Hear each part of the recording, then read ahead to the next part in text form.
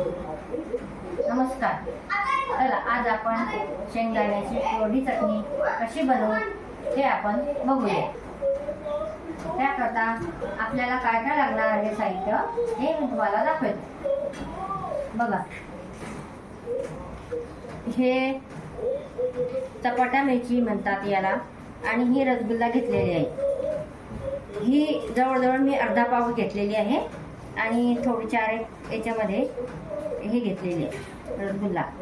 आणि हे मिरची त्याच्यामध्ये आपण मीठ घेतलेलं आहे, शेंगदाणे आपण घेतलेले आहे एवढे, आणि लसूण घेतलेला आहे. आता आपण ह्या मिरच्या भाजून घेऊया.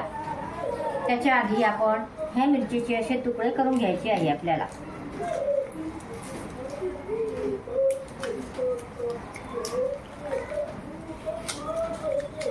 एका मिरचीचे आपल्याला 2 तुकडे करायचे आहेत.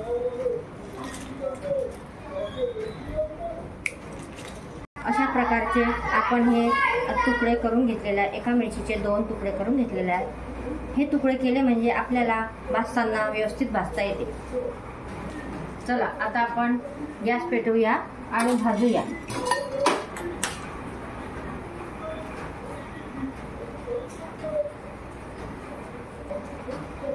बघा, आता ह्या मिरचीतल्या बिया आपल्याला अशा हलक्या हाताने काढून घ्यायच्या. त्याचं कारण की असं आपण जेव्हा शेकू भाजून घेऊ तेव्हा त्या बिया जळून जातात. आपल्या ह्या मिरच्या चांगल्या व्यवस्थित शेकल्या जात नाही. आता आपलं हे पॅन तपलेलं आहे. आता आपल्या याच्या पॅनवर आपण ह्या मिरच्या भाजून घेऊया. बघा, आता आपल्या बिया कशा खाली दिसतात अशा काढून घ्यायच्या बिया. व्यवस्थित भाजून घ्यायचं. सतत त्याला असं ढवळत राहायचं, मग त्या व्यवस्थित भाजल्या जातात.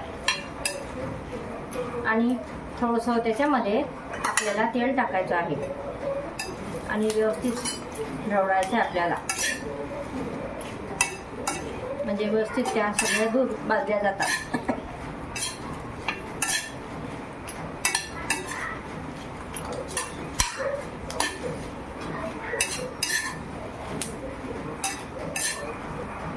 बघा, आता आपल्या मिरच्या व्यवस्थित भाजल्या गेलेल्या आहे. आता आपण ह्या बिया सुद्धा हळूहळू बारीक गॅसवर आपल्याला भाजायच्या आहे, कारण की आपण त्या फेकू शकत नाही. त्या टाकल्या म्हणजे आपल्या चटणी चविष्ट लागते. आपलं पॅन गरम असल्यामुळे आपल्या बिया लगेच भाजल्या गेलेल्या आहे. आता आपल्याला हे शेंगदाणे भाजून घ्यायचे आहे.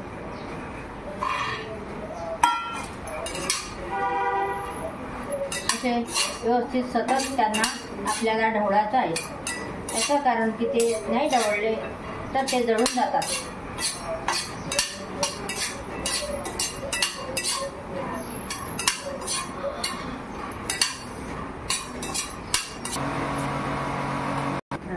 बघा, आता आपले हे शेंगदाणे व्यवस्थित भाजले गेलेले आहे. भाजताना त्याचा आवाज असा तडतड येतो, तोपर्यंत आपल्याला असं सतत ढवळायचं असतं. मग ते व्यवस्थित आपले भाजले जातात. फुटलेले पण आहे आपले शेंगदाणे, म्हणजे व्यवस्थित आपले भाजले गेले आहेत. आता या शेंगदाण्याचे साल मी काढलेले नाही, पण तुम्हाला जर वाटेल की साल काढायचे तर तुम्ही काढू शकता. आता आम्हाला असे साल सुगटच आवडतात म्हणून मी हे काढत नाही. आता हे शेंगदाणे आपण थंडी होऊ द्यायचे आहे आपल्याला, की नंतर आपण चटणी करू त्याची. बघा, हा लसूण जेव्हा मी सोलून घेतला तेव्हा पंख्याखाली 2-1 तास सुकू दिला, कारण की ती आपली हा लसूण ओला असतो त्याच्या कारणामुळे सुकू घातला. त्याचा ओलसरपणा पूर्ण निघून जातो. त्याच्यामुळे ही चटणी मग 1-2 महिना घरामध्ये आरामात टिकते. आता आपण मिरच्या आधी बारीक करूया, कारण की त्या भाजलेल्या आहे, कुरकुरीत झालेल्या आहे, त्यामुळे आधी आपल्याला करायचे.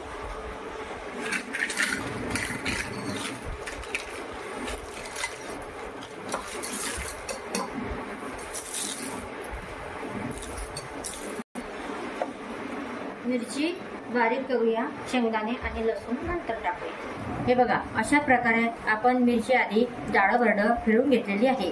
आता आपण शेंगदाणे आणि लसूण आणि मीठ, त्याच्यामध्ये शेंगदाणे, लसूण आणि आपल्याला असं आपल्या प्रमाणाने असं मीठ टाकायचं आहे.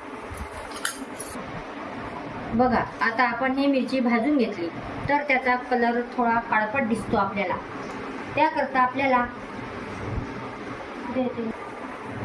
आता आपण कलर येण्यासाठी काश्मीरी मिरचीची लाल पावडर आपण त्याच्यामध्ये टाकूया.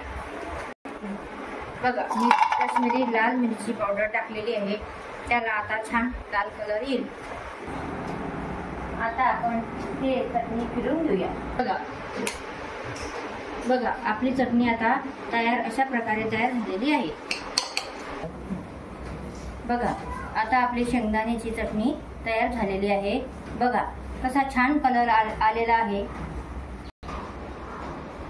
अशाच नवीन रेसिपीला माझ्या तुम्ही सबस्क्राईब करा.